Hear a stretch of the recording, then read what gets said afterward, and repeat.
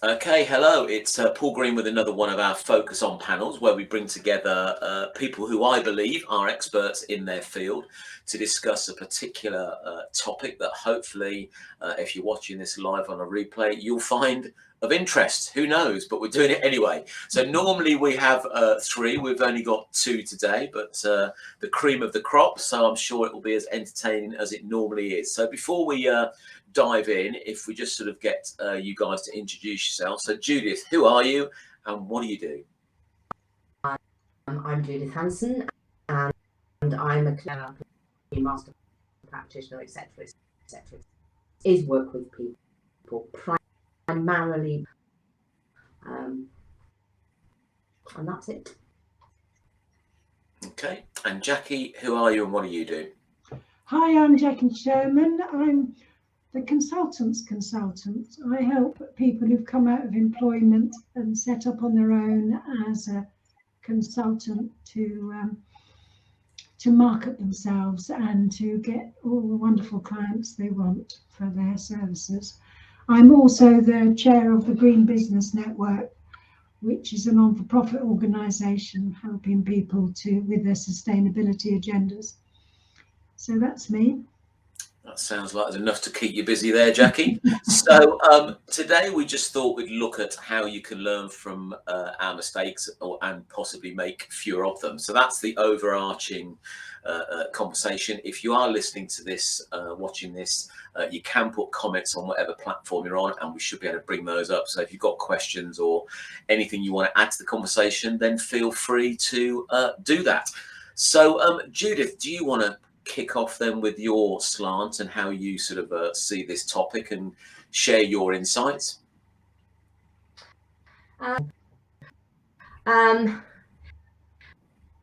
Brief introduction. I am an NLP master. NLP is the study of human behaviour, finding out how people do things, teach them to other people who can't, and it has a number of functions. The rest of us would call assumptions, and there's no such thing as failure. And I really it is saying exactly the same thing. We learn from our mistakes, or we can if we choose to do so. There is from not I can't hear doing. Are you okay? I can't hear you. Oh, well, the only thing there is a little bit of a delay, but she is coming through my end, so I don't know whether you could I can't hear her. So turn it up a little bit, maybe. And okay, carry on, Judith. Right.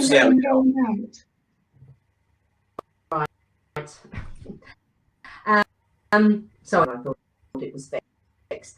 I struggled with this principle.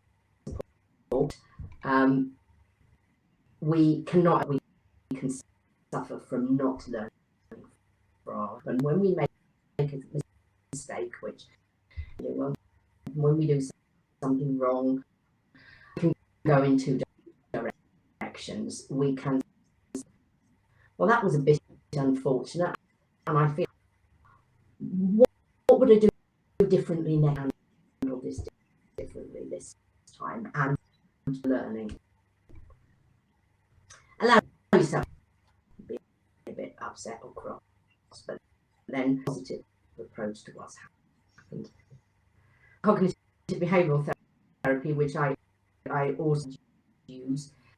There is a version of the model which is our determine our feelings, our behaviour, and our behaviour. So if post a mistake or start thinking, oh my goodness gracious me, why did I do that? I should have known better, etc., etc., etc. I'm sure we all know inside your head. I believe don't talk to another human being the way we talk to one. So those sort of things pretty rubbish. You know, you feel inadequate, you feel stupid, whatever, and that in turn affects your behaviour. So for a business or a mistake, behave differently and in a negative, and that will feed into your view of yourself, and we just go around in an endless down. It is actually not just, it is vital that you, at the point of reviewing what's happened, much more positive, i.e., okay, done that, but what can I, so that's my Okay. You just sounds to be breaking up a little bit, Jude, so I'm not sure how we'll get on. I mean, for me, I think I guess to an extent, it is a bit of a social conditioning that a mistake equals wrong, doesn't it? I just think, whenever you made a mistake when you were younger, you get chastised by your parents or your elders or whatever. And I think that just creates something in your head where you automatically think you've done something wrong. I learned years ago that a mistake is just something you did that didn't work. So therefore, what can you do differently? What would you do to change it next time? And to try not to beat yourself up. But I guess it's human nature, isn't it, to just have this negative conversation with yourself about something that you interpret as doing wrong. What about you, Jackie? Where do you sit on this and your view on learning from our mistakes?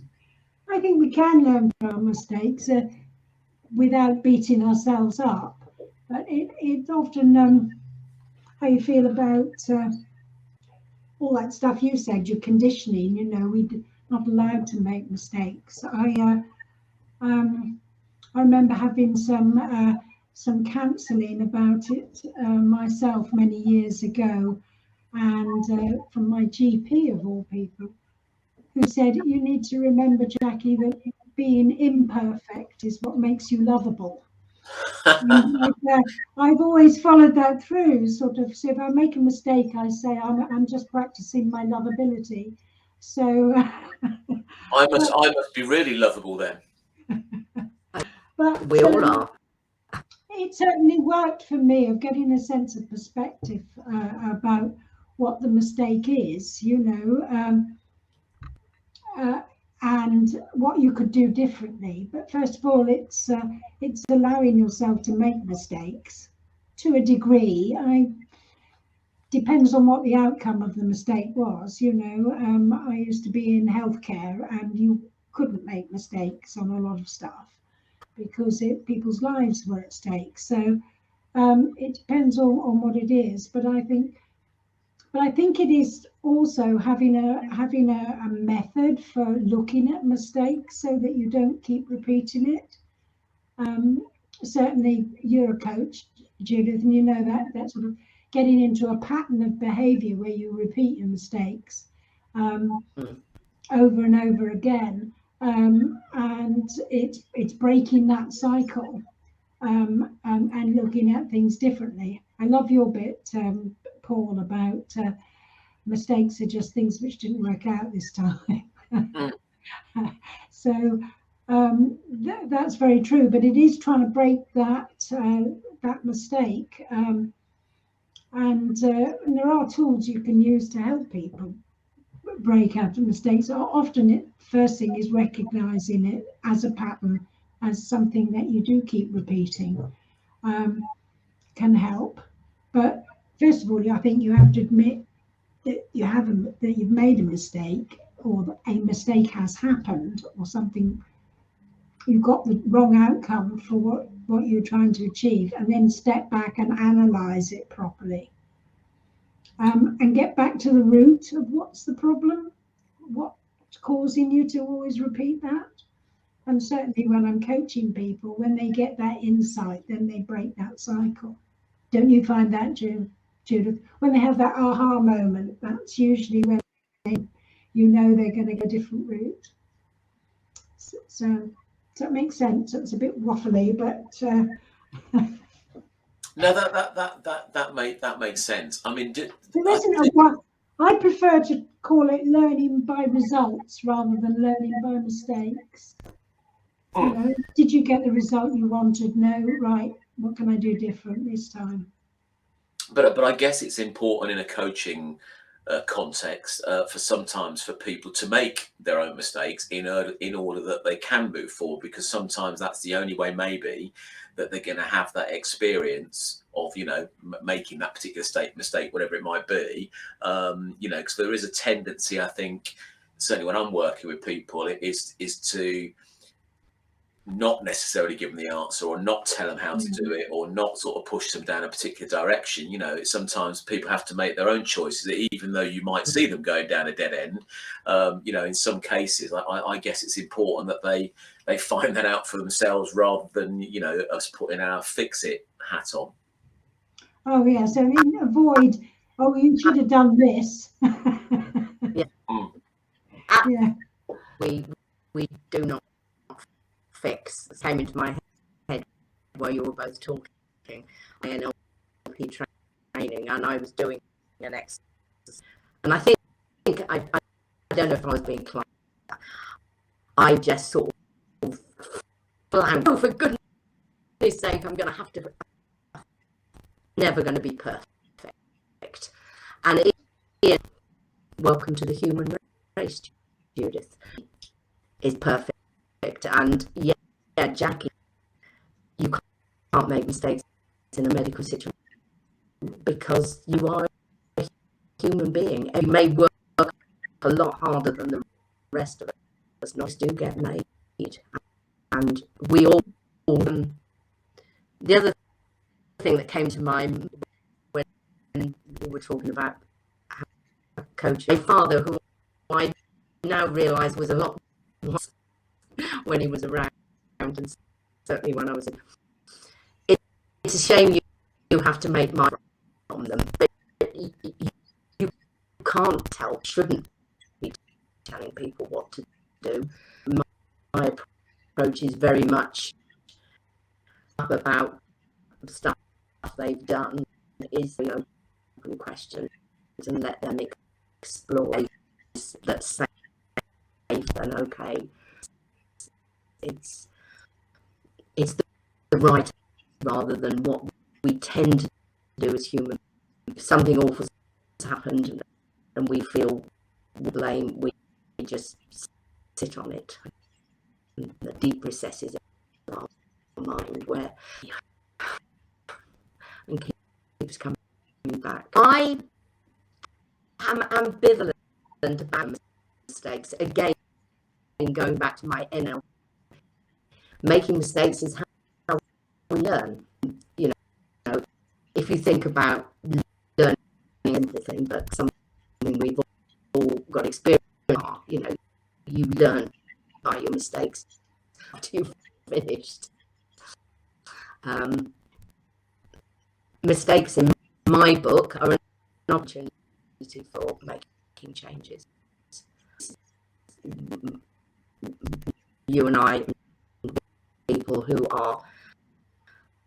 have got in, because there's a part of our brain that automatically, things like driving, for instance, does it if it sees us doing something on a regular basis. It just happens. We don't have to even, and that's where these mistakes get entrenched, because we've made a sensible judgment that this is okay. You know, I'm driving along, hitting curbs every time I go around a corner. Well, automatic. You know, I'm not going to change it. So, just spending an awful lot of money on you.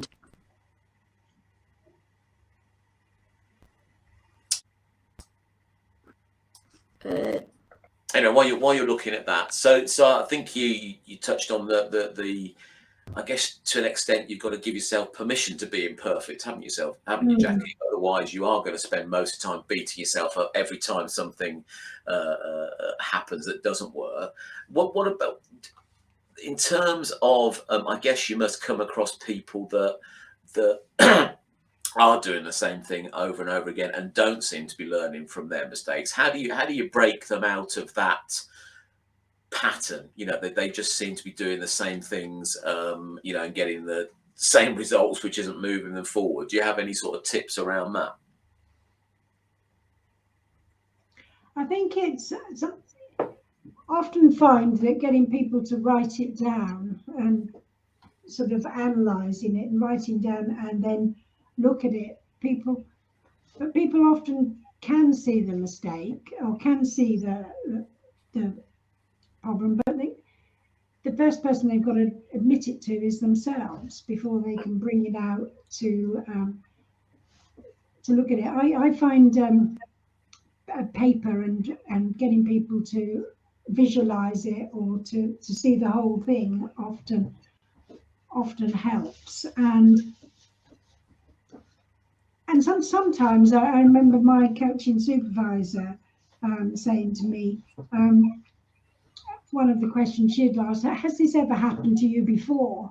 You know, in some ways, so people often that's the first time they've recognized that it's a pattern, because at the superficial level it doesn't look like the same issue, but underneath it is. So but I find doing a paper exercise where they're writing it out and then they see it all, often people get the insight. I think it also, as a coach, it's that you've developed a trusting and a safe environment beforehand. So it's okay in coaching to make your mistakes or to admit them, where you didn't feel you wouldn't feel able in other ways. You know, someone's got to trust you to. Got to trust you with that information about themselves, and so, you know, setting up your psychological contract with your client and making sure they feel safe to say anything to you is really quite important. Yeah, I know you feel the same about that, Judith. So yeah. If I had 10 of, sorry, if I had a 10 of everybody who said I have no this, then yeah, I'd have some. So yes, people, huge advantage of coaching. This coach is as you know,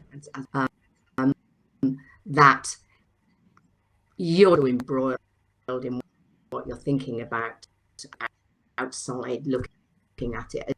As you said, it's finding that wider perspective, immediate situation, but standing back and thinking, as we've all said, how can more like this before? And if so, yeah, I think you touched on it earlier, Jackie. I think there are some industries and maybe some bosses where it makes it difficult for people to feel comfortable and acknowledge that they've made a mistake. Obviously, the medical industry is quite a critical one. But I guess, you know, what do you do if you've got a boss that you perceive, you know, doesn't accept any mistakes and sort of wields the stick and make sure that, you know, everything is perfect? How do you handle something like that? You get another job. Yes, Seriously, I mean, if because you're much more likely to make mistakes, actually, if you're constantly under pressure to be perfect, because you know, it almost talks you into it. You know, you're so frightened of getting it wrong that you get it wrong. And most of us have experienced that, like in your driving test, you know. So, but if you're really working with someone who doesn't allow you to make a mistake, I think it's not a good person to work for. And unless you have some kind of relationship that you can bring that out into the open. But the very fact that that person feels like that probably means that it's extremely difficult to do that. The other point I'd make is make sure that you're not blaming others yourself, that you're not that boss who won't allow people to make mistakes. We haven't talked about it. We all know people whose response to a offensive. It was this economic climate. It was this person do not take responsibility for and the results of their actions approach to life, which means change. They don't grow, they don't learn.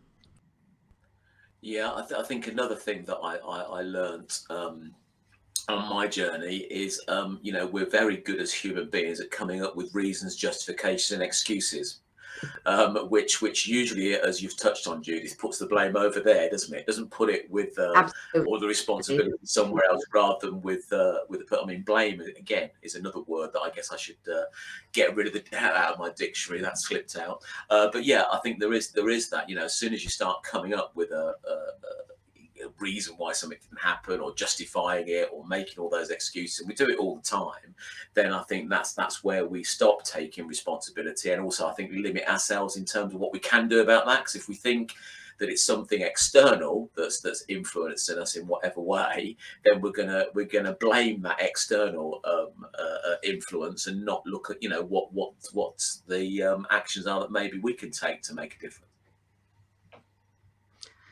Yes, it's a kind of cop-out if you're not careful, isn't it? Yep. Yeah, and I think we have lots of examples in public life of this happening to anybody, but there are certain groups seem to spend their whole life blame which they could be deemed responsible. It's almost become an acceptable thing. Yeah, I'll just pop up a few comments from Masonda, who's tuning in. So she liked the give yourself permission to make mistakes. You're welcome, Masonda. You can have that and use it. And also that she prefers to learn from others, then attempt it, trying also to avoid those mistakes if I can see them coming. I think that's certainly, if I look at, part of the reason for me setting up the business community was to, help small businesses not make the same mistakes that all of us have made on our journey. And I think, you see it time and time again, that certainly when people start up their own business, they are going to fall into some of the traps that all of us probably fell into when we started our business all those years ago. And, I often sort of like say this, don't make the same mistakes that we made, make different ones, and learn from that, and we might also learn from it as well. Okay, is Jackie letting her husband out, or a husband in, or maybe no, it's a dog. You might be able to see her ears. I can see one of your wolves has joined us. One of your wolves wants some input on the thing. Yeah. So I think one of the things we put at the original topic, was making fewer mistakes. Is that something that maybe in the nature of what we talked about, it sounds like on the whole, it's not a bad thing to make mistakes. There's always an opportunity to move forward from anything that you do that doesn't work in your life. Is there a method of making fewer mistakes? Is that something that is worth putting any energy on? Have you got any ideas about that? Well, take advantage of your training and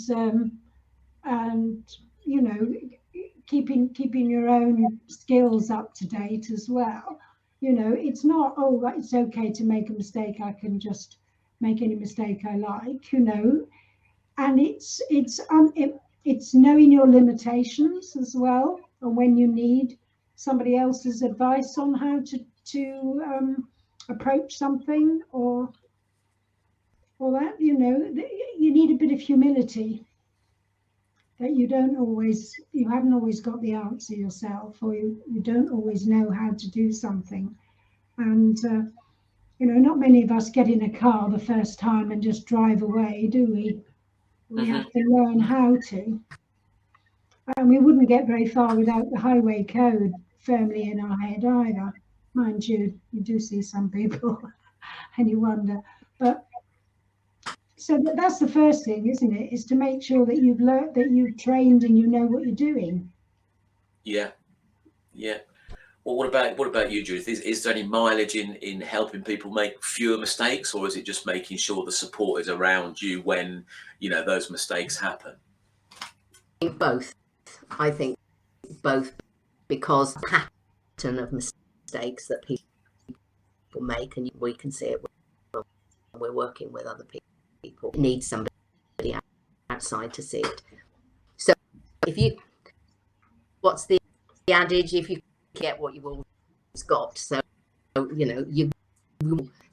that is something worth. But as I said earlier, there is value in making each mistake as a learning opportunity, either yourself or with help, making sure you take that learning. You won't make that mistake.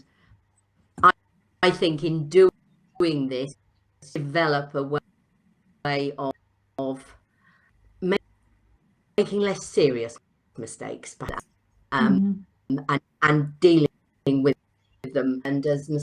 Saunders said, mistake coming, we can't always do that.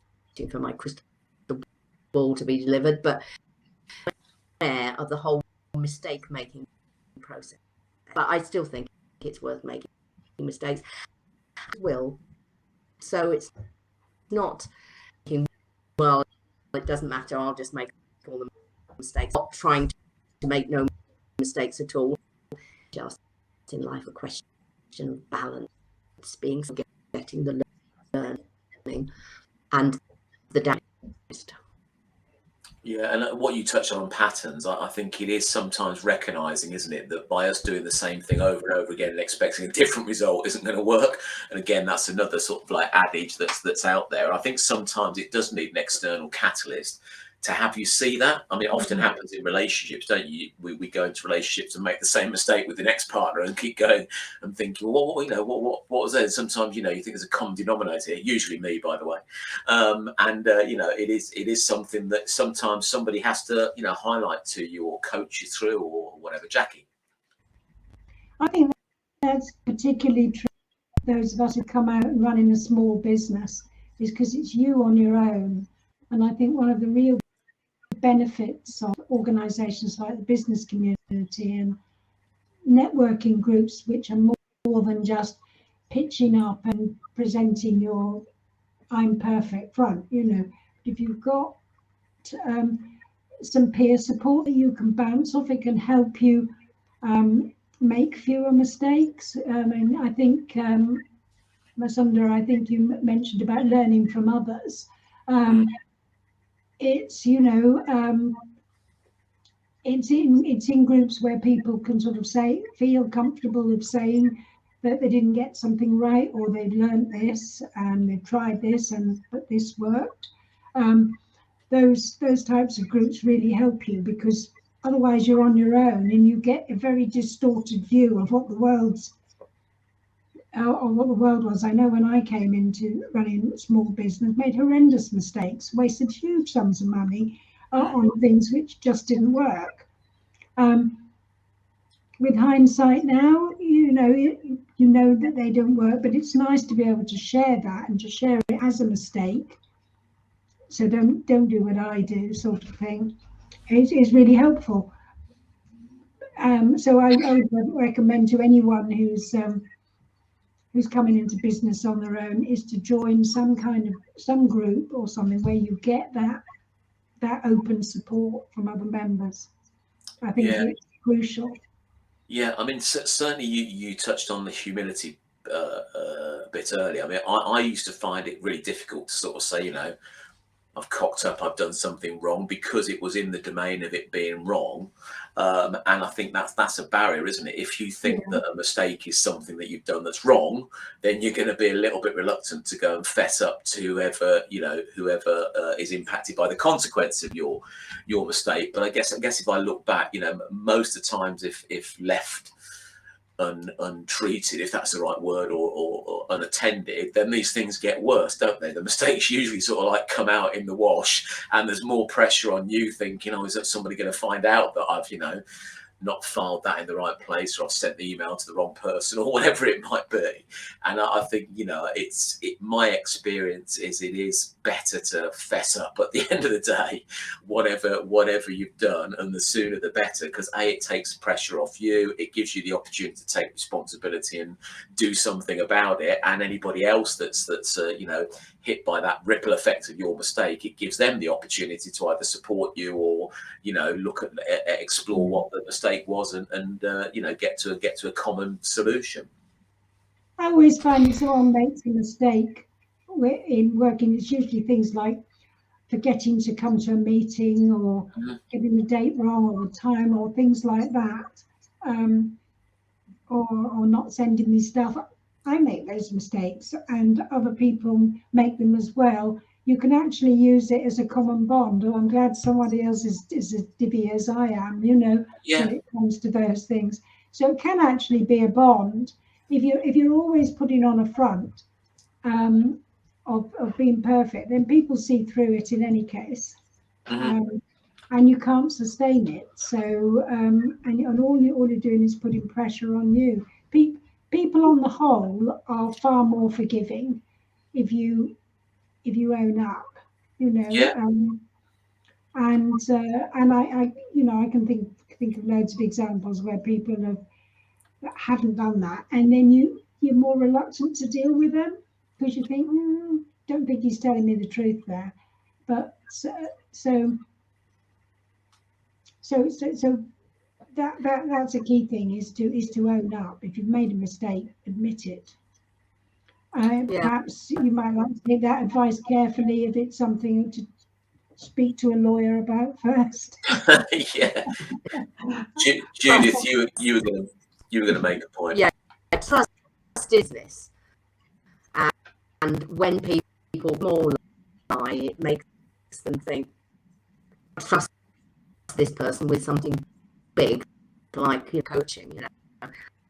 Would I actually want to get,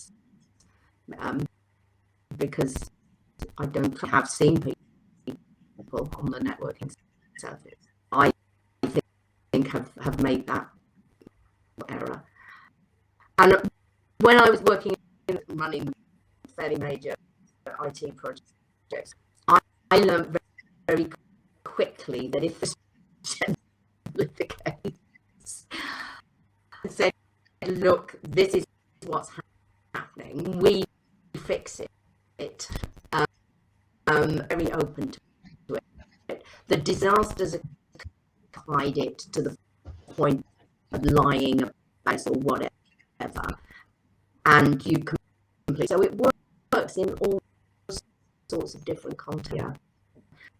It's a really good point, Paul, that sooner rather than later, and if you're working the outcome as much, if not, they're happy to. Yeah, I did it yesterday. I agreed it, and then sent the confirming email and got the wrong day back. So, oops, really sorry. There's no point in not, is there? Yeah. But thanks for tuning in, Masonda. She's made another comment there. Very true, and admission is part of the healing process. So just one final point. We'll wrap this up now, because we've done about 35 minutes, which is usually my target for these anyway. Is there any sort of final point that you'd like to make around the mistakes topic in general? Any sort of like last tip, or any sort of final view that you want to add before we close? Jackie? Oh, yes, I think practice your lovability and forgive yourself if you make a mistake. Yeah. Judith, anything from you? Very similar. You are a human being, and you will make mistakes, a positive and a negative way of handling that. And which, as Jackie said, is in yourself. Well, I don't think you need to forgive yourself, but yeah. And then if it's necessary to do so. Yeah, I've certainly found that the sort of forgiving process, which is probably a sort of separate topic in itself, which we'll put on a hook for now, I certainly find from my point of view, you know, if I have cocked something up and, you know, or something's gone wrong with a relationship with a friend or loved one or something like that, I sometimes find that forgiving myself actually helps me deal with, you know, that mistake that I made. You know, because hopefully people don't go out of their way to deliberately make mistakes. It's just something that, you know, happens on our journey. But I sometimes do have to consciously sort of like sit down and, you know, need to forgive myself for what I said or how I said it or the impact that it had. So I think, you know, forgiveness is quite a powerful tool in well, certainly from my point of view. I'm going to have to go now because my dog's acting weird, and I think there's somebody downstairs. Okay. Okay, well, set the dogs loose then. Thank you for today, and yeah, we'll end it there. Thanks very much.